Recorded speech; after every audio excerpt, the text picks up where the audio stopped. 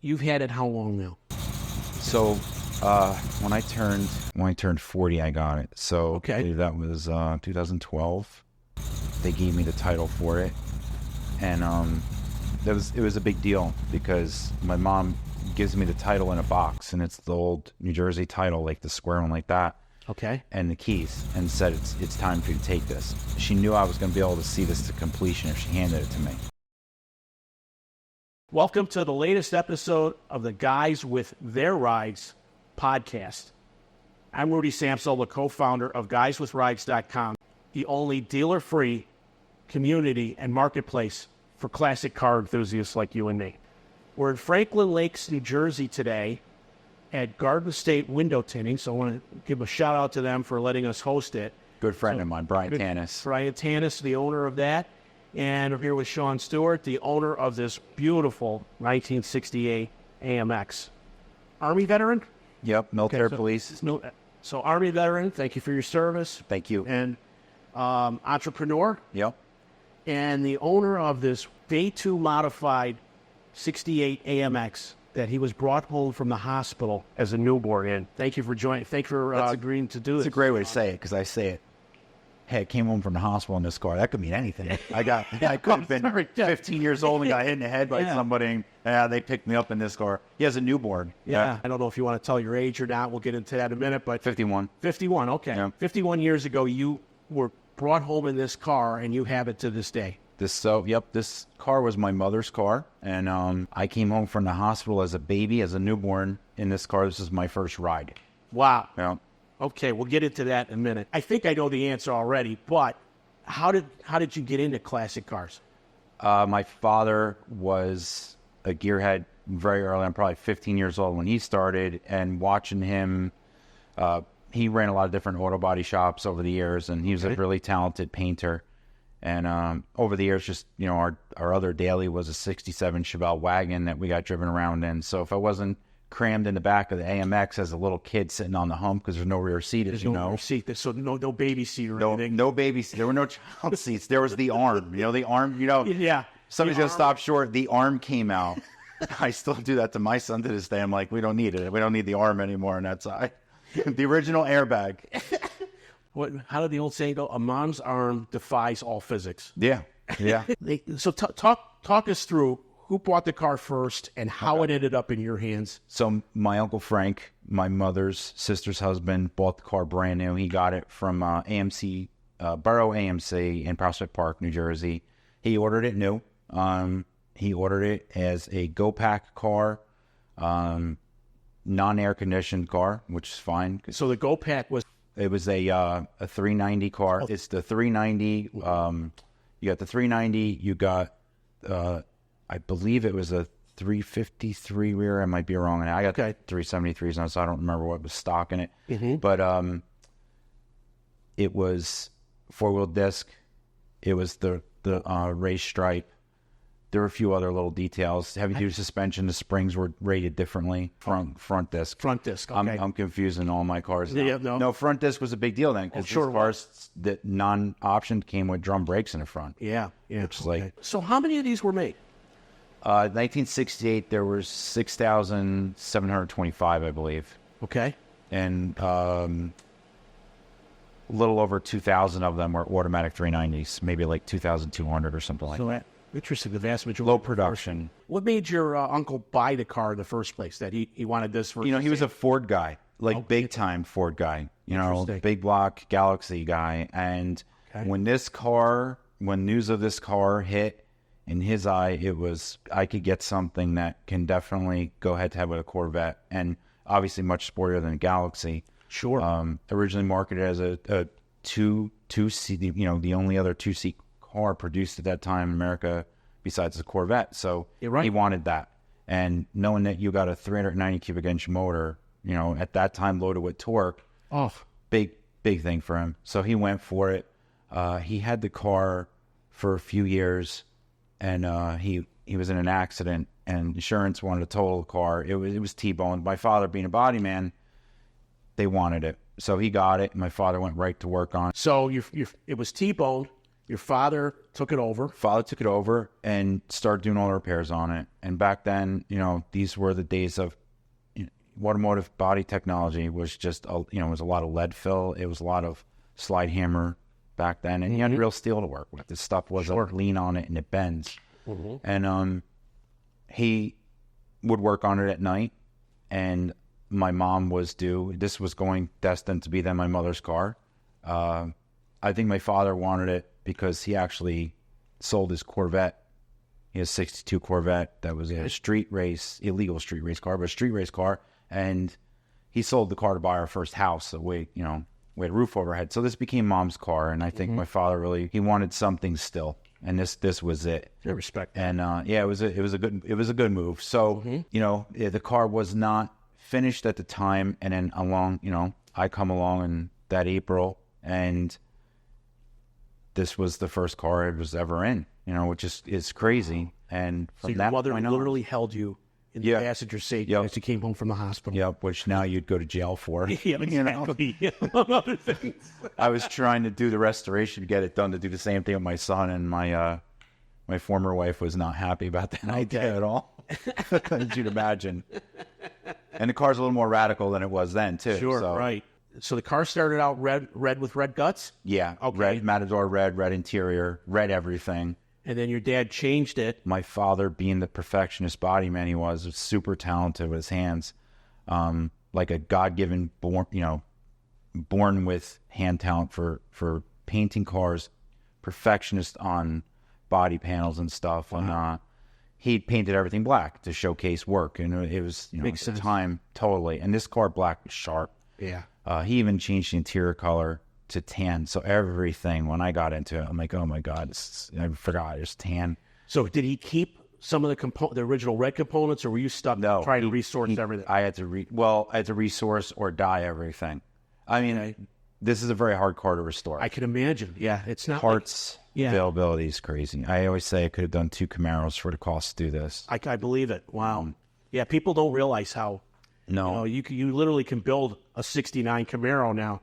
Yeah, from scratch, right down to the body. Yeah, that's a crazy animal.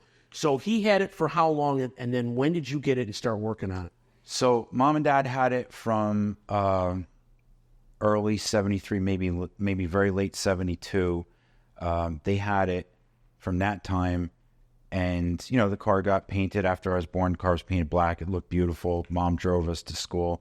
Me and my friends would sit. We'd have 5 kids in this car. It's a 2-person car. We'd have 5 kids sometimes in here with our heads crammed down, with the window hitting us in the back of the head, sitting on the bunk. Yeah, who needs a minivan? No, but, my mom was like the coolest mom on the block because of this car. She'd actually, automatic, but that torque command, she'd shift it. She had to, she loved manually shifting the automatic. So torque command... Sorry, I'm not. That's what they called their shift thing. Was it like a his and her shifter? No, it was just a push button, like a domey shaped push button. Okay. Slide shift. You've had it how long now? So when I turned 40, I got it. So I believe that was 2012. They gave me the title for it, and it was a big deal because my mom gives me the title in a box, and it's the old New Jersey title, like the square one like that. Okay. And the keys, and said it's time for you to take this. And I think she looked at it as, I got married, had a house. It was like business wise, I worked my ass off. I saved the money, and she knew I was going to be able to see this to completion if she handed it to me. For years, this car held the wrenches when I worked on every other car I had in the grill, in the garage. I wasn't allowed to touch it, So it was a big deal for me to get it. And when I got it, my uncle who originally owned the car, his son, who was like my cousin, but like a brother to me, we're truly like brothers, Chris, as soon as I called him on the phone, he's like, dude, we have to go all out. We're doing this car together, the whole thing, because he has a very sentimental attachment to it also because... him and his brother also came home from the hospital in the same car. Wow. So we've got now, everybody's got a really deep attachment to it. So when I got the car, we went up to my parents' house. They relocated. We grew up in Hale, New Jersey, on a street called Avenue B, which ties into car later. They moved to Pennsylvania. They wanted a more spacious life. They're 30 acres or 1,000 acres of nothing around them. Nice. Car got stuffed into the barn up there and sat for years. And when I say sat, I mean fuel, every fluid, nothing got drained. It just sat. So you can imagine the varnished types of fluids that took out of this thing. So it's a true teardown. So I go up there that 4th of July weekend that year, not knowing what to expect. It was 2012. We wind up pulling this thing out of the barn. The front brakes were seized, the discs, the drums were seized. We got it up onto the trailer, hung out with my parents for a couple of days up there in the country, and then we took it to Gettysburg, PA, where my cousin lived. I think in a week, with the help of family and friends, we had about 10 people, and I had more help than I've had with anything in my life, just by having all this beer and wine to give everybody, help us. Yeah. This car was stripped clean within a 7-day period. Wow. And while everyone's working on the car, it's July, it's hot.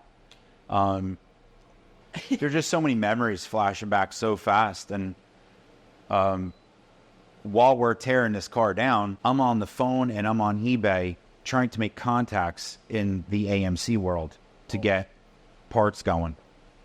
And that's when the realization came, this is going to be a lot harder than I thought. So at that point, you could have gone down one of two paths, right? Yeah. Restore it like your uncle bought it, or do something else with it. Is that when you came to the realization? Yeah, I was in the mode of, I'm making this shit mine. I'm going to make this car mine. I'm not going to let everyone steer me in a direction. I had a little steering back from my cousin. He was a little more voice of reason in it. That's when I settled into, I want to make a day two car. I want to do what, if you had this car and bought it, let's say in 1970, secondhand, and you had a little bit of money, what you would have done? You would have done wheels, steering wheel, shifter, headers. I tried to stay true to that idea and, not cut funny things in. But the one thing I did that got everybody upset, I cut the hood and put the AMX SS hood scoop on it. And the reason I did that is one of the baddest factory SS cars I ever seen, was the AMX SS. And what I did was I put the biggest air cleaner I could find, a K&N 6-inch tall air cleaner on this thing. And when I cut the hood, it was like my version of a shaker. When you're in front of this car, you see that move inside the hood. So if this is behind you and you see this in the rearview mirror, you just see this going on the whole time. Right. It's kind of cool, I would agree. No harm, no foul. Well, you ask AMC people, they're going to be upset. They're upset for some reason. Yeah. I always tell them, your car's worth more money now. The powertrain, take us through that. Is it the original or is it?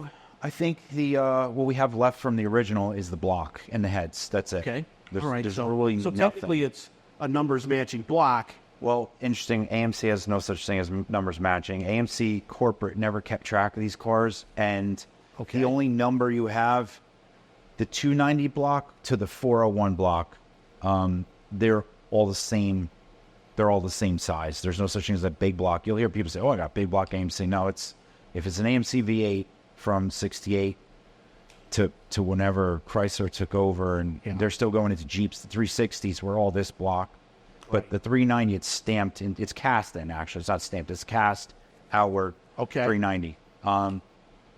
Kept the block and the crank, because they were forged cranks. There's another cool thing about these cars.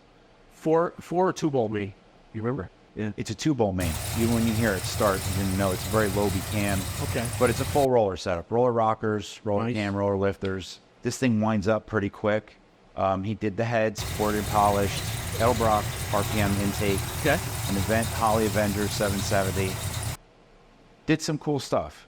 The exhaust, I put AMX SS headers. They were a remake. And then the exhaust, I had a friend of mine who was a dog training client of mine. Handmade the exhaust. And when I say handmade, all the bends are done, and then any bend that he couldn't make, 3-inch stainless from the collector all the way back. 4 Borla XR1 race mufflers. So there's 2 mufflers on each side. And it's a polished stainless exhaust from the collector back, 3-inch the whole way. Wow. So that's why the car is such a deep, bassy echo. Okay. So motor-wise, our target was to try and get somewhere from 450 to 500. I never dynoed the car. It's plenty of power for what this is. The car weighs 2950. So at that weight with 450 plus horsepower, I mean, it's an animal. I just can imagine. It's And when your foot's in it, you know it. Car's all over the place. But the thing I did that also kind of upset some AMC people was I put a 700R4 transmission. And I did that because I knew going to 373s, I was going to lose all my highway capability. Absolutely. And with an overdrive setup, I gained that back.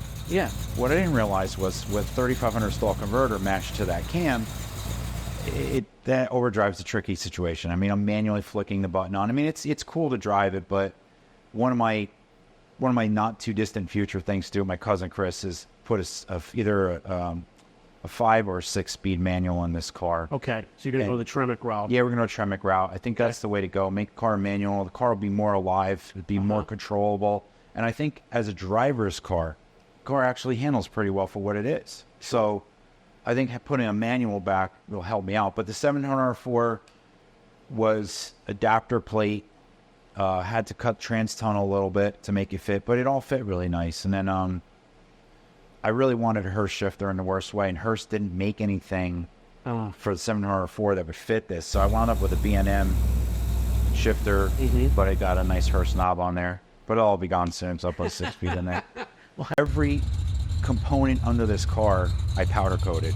You imagine the powder coating the rear axle, all that old grease heating up in his giant booth. It was not a good situation. Smelled horrible in there. Yeah. I mean, we thought it was clean. That's the thing. I didn't want to put it in there with loaded up, but man, you can't get it all out. No, that's the trouble with it. You think you got it clean, and you can't get it all out. Yeah. NOS parts, which that was a whole nother rabbit hole I went down. Things I probably should not have bought NOS. I could have bought rebuilt better than just going for an NOS part. Give an example. What brake booster? Why am I buying a brake booster? It's been sitting on somebody's shelf with a diaphragm that's that old. Fair enough. But I jumped on it because it's all NOS in the original package. I have to have it. There's a lot of little parts I went for that way. The positive side is if you can find an NOS part, you know it's probably going to fit. Yeah. And it's going to look better. Yeah, that helped. In like interior parts, there's some support in the aftermarket for the interior parts, seat covers, door panels, although they're not perfect, true type.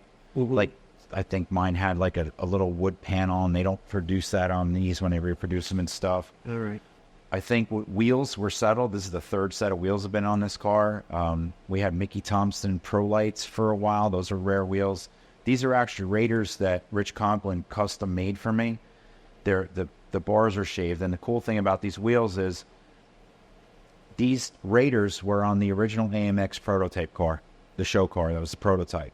So when Scott Lackenauer from Motor Trend did the article on my car, which we're going to talk about, he steered me toward this. He said, "Look, man, I'm putting these on my Barracuda. He goes, I think you're gonna like these." And his were machined, just they weren't polished like these. Okay. And he's like, "I think you got that look. It'll tie in what you look for." Because I was also looking, let's make this car look like it's hot. That's the vibe I get from him. Yeah. I was trying to think what it reminded me of, and everything nice. I'm one step away from putting like red or yellow windows in this too to make it really look like a Hot Wheels car. You got the car at 11. When did you finish it? Start showing it. I think we had this thing from the time in Norm Wisner from Hanover Autocraft. The guy's a saint because he dealt with my phone calls pushing. We were trying to get the car completed before my son was born to try and take him at least down the driveway in it as his first ride home. Okay. Different world now. We missed that. We missed that window. But what year was that? That was, he was born in 2013. We got the whole car during a year. Oh, wow. My cousin, Chris, I love you. I know I drove you crazy. My cousin worked on this car like every moment of free time. He's a hot rod builder. He's super talented. Okay. And well, that's quite. We share the blood, man. That's awesome. Get it done at 13. You start showing it, and that's when. So you've got some provenance here. Yeah. Which one came first? 2018, summer 2018. Dead Man's Curve is a big hot rod event. It's a 5-day hot rod party, I guess you call it. It was at Sheridan Mawa. Yeah. And in this area, that was the big one. 14 was the first year we were actually there with the car. And every year for 14 on, we'd been there.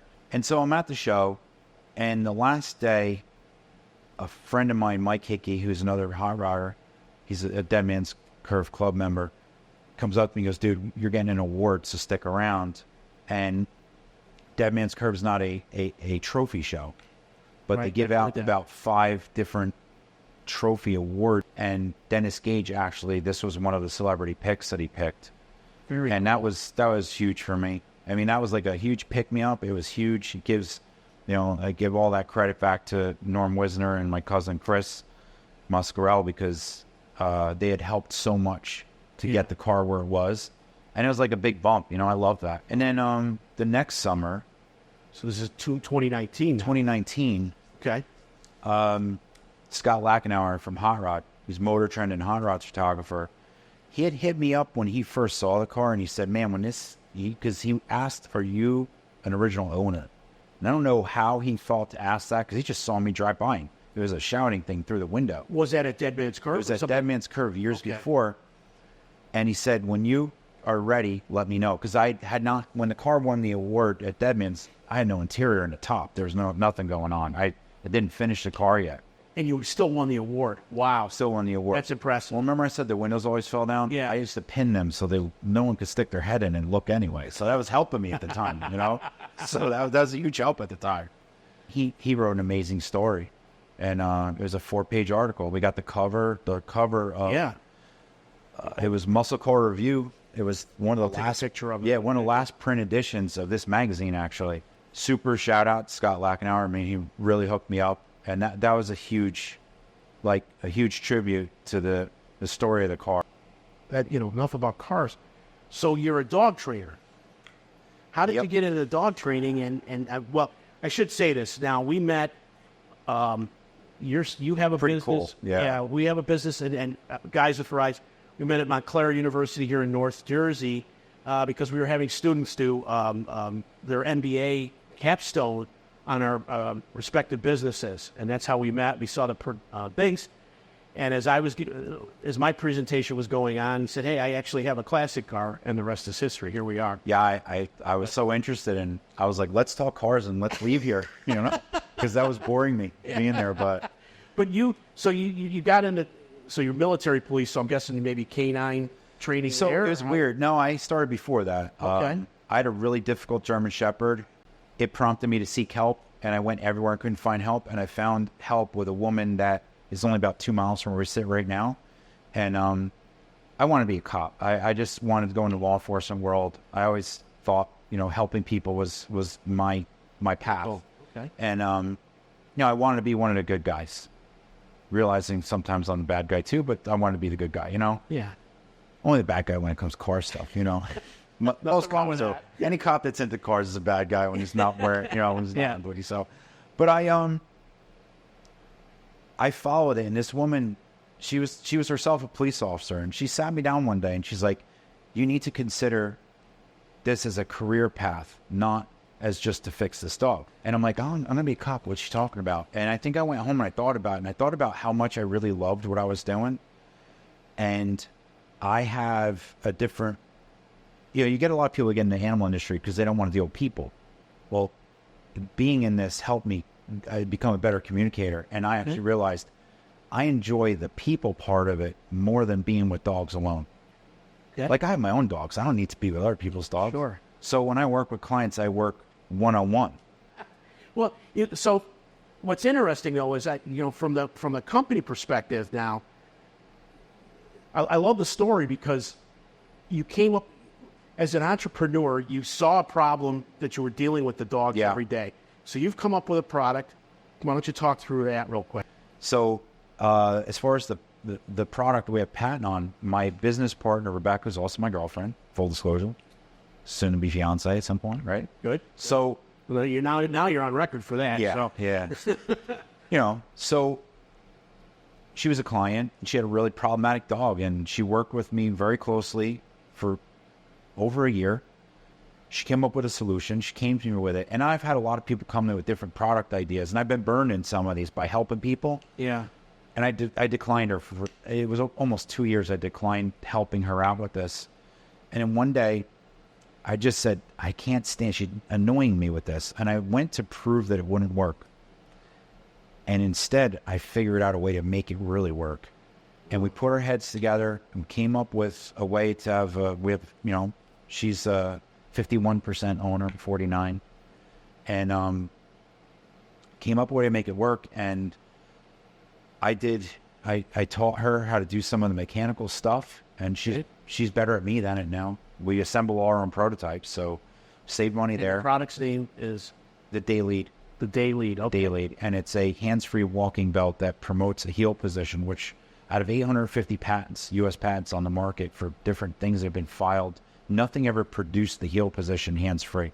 So we were able to get this, and we right now have 2 separate utility patents on file that are in our names, and then we have a third that we're working on, and we're in another round right now of revision with them, which is good news because we challenged our own patent. What we did, called circle and the wagons technique. We had our main product, and these other things would kind of almost be ideas or variants of to challenge, and it's working. Now I'm really starting to implement my own product for myself, and I can't believe how well it works. I've got a 90-pound German Shepherd on my hip, and I'm going in and out of stores. I'm going in and out of doctor's appointments and stuff like that, and the dog's with me, and I'm like, man, we've got something that's going to change people's lives. You want to spend, and we call it the Day Lead because it stands for Dogs Are Easy, but we're spelled D-A-E, day. I was wondering. That's where it came from, and because to spend the day with your dog, like your dog could be with you the entire time. And the thing is, there's people who are going to say, oh, just train the dog. Train the dog to be off leash. The one thing I'll tell you, I've been training dogs now 27 years. People have less and less and less and less and less time, and this is taking up more and more and more of our time, where people are getting us all day long on our phones that can have access to us. So our dogs get less of that time. Yeah. And I now more than 2 decades into this, I see it more and more, the pull. So our product bridges this gap because it actually, dogs learn from body language. It's their primary form of communication. Our product is actually forcing the read off of your left leg, and the dog just trots along like it's no big deal. Shawn, fascinating meeting you as well as your cars. Yes, yeah. Appreciate you taking the time out. No problem, schedule. Man. So thank you. So I appreciate you watching this latest episode of Guys with Their Rides. If you enjoyed it, at a minimum, please press the like button. I would encourage you to subscribe, as it doesn't cost you anything, but it helps the algorithm in YouTube to get this to more people, more fellow car enthusiasts like you and me. And if you haven't checked it out yet, I encourage you to check out guyswithrides.com. It's the only dealer-free website that's a marketplace and community for classic car enthusiasts. So thanks again. Appreciate it. You're welcome. I appreciate it. And I'm looking forward to hearing this thing run, and we'll get that in the video here. So thank you for watching. Check us out next week. Got a great guest planned for then, but I'm going to keep it a surprise until we'll do it. Thanks for watching. Stay safe, and we'll see you soon.